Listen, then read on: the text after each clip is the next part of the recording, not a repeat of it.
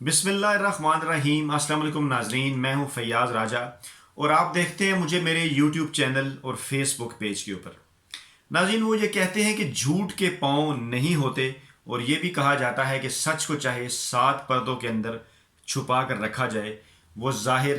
ضرور ہوتا ہے۔ ناظرین، آج کی یہ ویڈیو ایک تاریخی ویڈیو ہے، اور اس ویڈیو کے حوالے سے میرا یہ دعویٰ ہے کہ یہ ویڈیو ہمیشہ کے لیے یاد رہ جانے والی ویڈیو ہے۔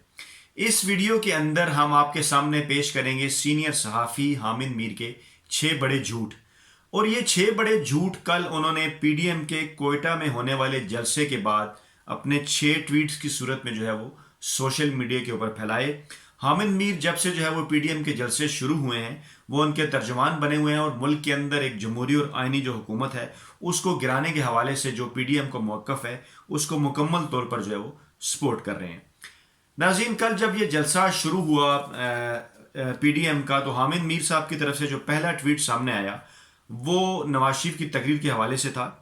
موصوف نے فرمایا، کوئٹہ میں موبائل فون سروس معطل ہونے کے باوجود پی ڈی ایم کے جلسے سے نواز شریف نے ویڈیو لنک سے خطاب کیا اور کہا کہ یہ فوج ہماری فوج ہے، آپ اس فوج کی عزت کریں، لیکن کوئی آئین و قانون سے بالا تر نہیں، اگر کوئی اس آئین کو توڑے گا تو پھر وہ ہمارے لیے محترم نہیں۔ جب آپ کسی کی بات ٹویٹ کی صورت میں کہتے ہیں تو آپ اس کو انڈورس کر رہے ہوتے ہیں۔ حامد میر صاحب نے آئین اور قانون کی بات کی، ہم ان کے سامنے ان کا 15 اکتوبر 1999 کا کالم رکھتے ہیں، جو مشرف کے کو کے بعد ملٹری کو جب انہوں نے نواز شریف کی حکومت کو ختم کیا اور 12 اکتوبر 1999 کو جب وہ آئے تو اس کے بعد حامد میر صاحب نے اس کالم کے اندر یہ فرمایا کہ وہ ذاتی طور انہوں نے فرمایا کہ عام آدمی کو وہ پاکستان کے آئین اور قانون سے کسی قسم کی کوئی دلچسپی نہیں، بلکہ عام آدمی صرف اور صرف کرپٹ سیاستدانوں کا احتساب چاہتا ہے۔ انہوں نے کہا کہ اس آئین سے انہیں کوئی ہمدردی نہیں کہ جس آئین نے نواز شریف کو آمر بنا دیا تھا، اور اب یہ ناگزیر ہو چکا ہے کہ اس آئین کے اندر ترامیم کی جائیں اور اس آئین کے اندر کچھ اضافہ بھی کیا جائے، اور یہ وہ فرما رہے ہیں، یہ وہ ریکویسٹ کر رہے ہیں، یہ وہ مشورہ دے رہے ہیں ایک فوجی حکومت کو، اور جس میں آگے چل کے وہ یہ بھی فرماتے ہیں اپنے ایک اور کالم کے اندر کہ یہ وردی والوں کی جمہوریت ہے۔ اس کالم کا عنوان ہے وردی والوں کی جمہوریت، اور جس میں وہ یہ فرما رہے ہیں کہ اگر نیت ٹھیک ہو تو وردی والا جو چیف ایگزیکٹو ہے وہ ووٹوں والے چیف ایگزیکٹو سے زیادہ بہتر اور زیادہ جمہوری ثابت ہو سکتا ہے، اور اب یہ وقت آ گیا ہے، اور خدا کرے کہ یہ رویہ وردی والوں کا برقرار رہے، اور تاکہ آنے والے وقت میں وہ یہ بات ثابت ہو سکے کہ جو ووٹوں والے سیاستدان ہیں وہ وردی والوں کی جمہوریت سے شرم کھا کر خود کو بہتر کر سکیں۔ یہ جناب آئین اور قانون تھا حامد میر صاحب کا جو انہوں نے فرمایا، اور ساتھ انہوں نے اس کالم کے اندر یہ بھی لکھا کہ مشرف نے نہیں بلکہ نواز شریف نے مشرف کو ہٹا کر ایک غیر آئینی اقدام کیا تھا۔ تو یہ جناب حامد میر صاحب کی پہلے ٹویٹ کے حوالے سے ان کا صریحاً جھوٹ، جو کہ انہوں نے اپنے اس موقف سے کیسے وہ یو ٹرن لیا۔ دوسرا ٹویٹ جو حامد میر صاحب نے کل پی ڈی ایم کے جلسے کے بعد کیا، وہ ٹویٹ ناظرین محمود خان اچکزئی کے حوالے سے تھا، اور حامد میر نے فرمایا کہ محمود خان اچکزئی نے کوئٹہ کے جلسے میں نعرہ تکبیر کے نعرے لگوائے اور علامہ اقبال کا یہ شعر پڑھا، یہ ایک سجدہ جسے تو گراں سمجھتا ہے 1000 سجدوں سے دیتا ہے آدمی کو نجات۔ انہوں نے کہا کہ یہ سر اللہ کے سوا کسی کے آگے نہیں جھکے گا، پاکستان میں صرف آئین کی بالادستی ہوگی۔ آئین کی بالادستی کا ذکر حامد میر صاحب نے محمود خان اچکزئی کے منہ کے ذریعے کیا، اور صرف ایک دن پہلے محمود خان اچکزئی نے کراچی کے جلسے کے اندر آئین کے تحت، جو کہ ہماری زبان قومی زبان اردو ہے اور اس کے خلاف بات کرنا غیر آئینی ہے،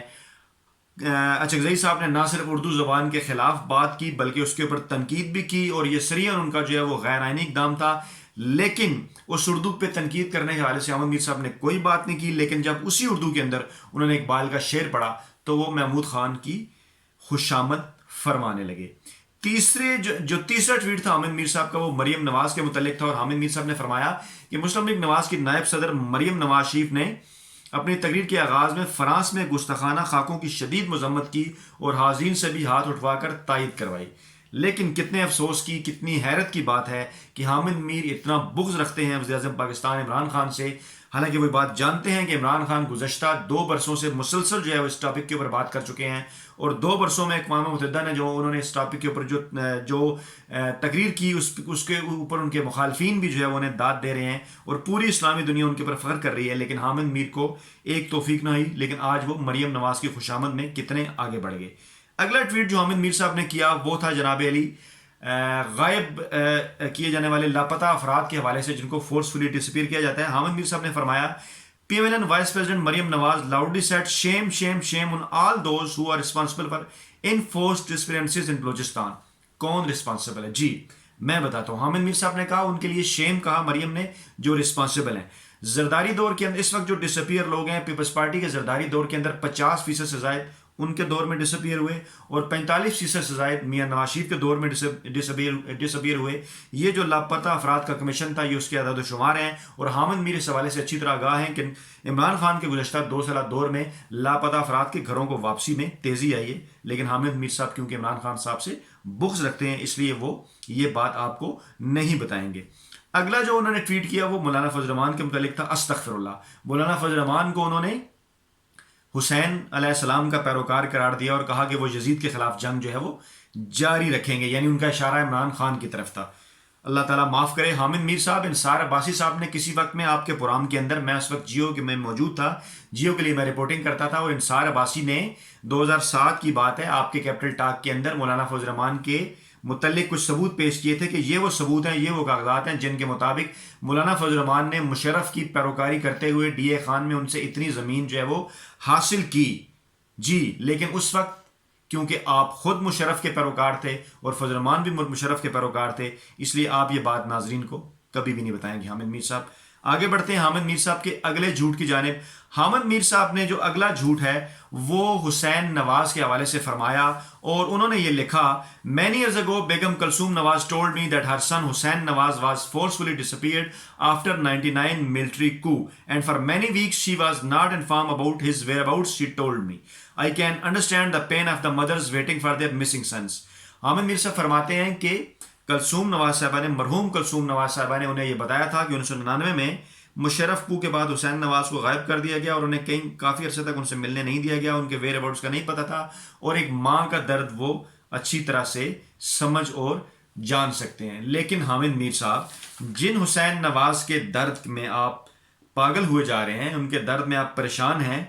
ان کے متعلق تو آپ نے 17 اکتوبر 1999 کو کچھ اور لکھا تھا. یہ آپ کا کالم ہے. نواز شریف کیا تقریر کرنے والے تھے. آپ نے فرمایا نواز شریف کی تقریر ایک خوفناک تقریر تھی، ایسی تقریر جو کلنٹن اور واجپائی کو دنیا کی نظروں میں سرخرو کر دیتی لیکن پاکستانی عوام کے سر شرم سے جھک جاتے. اس تقریر کے مندرجات کے بعد نواز شریف کے خلاف کسی دوسرے فرد جرم کی ضرورت باقی نہیں رہتی. اس تقریر کو 12 اکتوبر کی شام 6:30 بجے پاکستان ٹیلی ویژن سے نشر کیا جانا تھا اور اس کے مندرجات کا صرف 3 لوگوں کو پتا تھا، جنرل ضیاء الدین، نواز شریف اور حسین نواز. اور آپ نے یہ فرمایا کہ یہ ایسی تقریر تھی جو پاکستانی فوج کو تقسیم کرنے کے لیے تھی اور پاکستانی فوج پر بجلی بن کر گرتی، اور یہ بغاوت کرنے کی سازش تھی پاکستانی فوج کے اندر، اور یہ کمپوز کی جناب علی حسین نواز صاحب نے آپ کی خبر کے مطابق. اور آپ اس میں یہ فرما رہے ہیں کہ یہ ایک بات طے ہے کہ یہ تقریر جس شخص نے بھی تیار کی، حامد میر صاحب آپ کا جملہ ہے، ایک بات طے ہے کہ جس کسی نے بھی یہ تقریر تیار کی وہ پاکستان کا خیر خواہ نہیں ہو سکتا. حامد میر صاحب یہ آپ کے الفاظ ہیں. 17 اکتوبر 1999 کو حسین نواز کے متعلق آپ نے فرمایا کہ وہ قطعاً پاکستان کے خیر خواہ نہیں ہو سکتے. ناظرین یہ وہ 6 صریحاً جھوٹ تھے جو حامد میر صاحب نے اپنے ٹویٹس کے اندر لکھے اور سوشل میڈیا کے اوپر پھیلائے اور پی ڈی ایم کو پروموٹ کرنے کی کوشش کی. لیکن تاریخی حقائق کے ساتھ ہم نے آپ کی خدمت میں ثبوت پیش کیے اور آپ کو یہ بتایا کہ کس طرح سے یہ حامد میر کے تمام تر جو ٹویٹس تھے یہ جھوٹ کے اوپر مشتمل تھے. ناظرین اپنا بہت خیال رکھیے گا اور ویڈیو کا جو فیڈ بیک ہے اپنے کمنٹس کی صورت میں ضرور دیجیے گا. اللہ حافظ.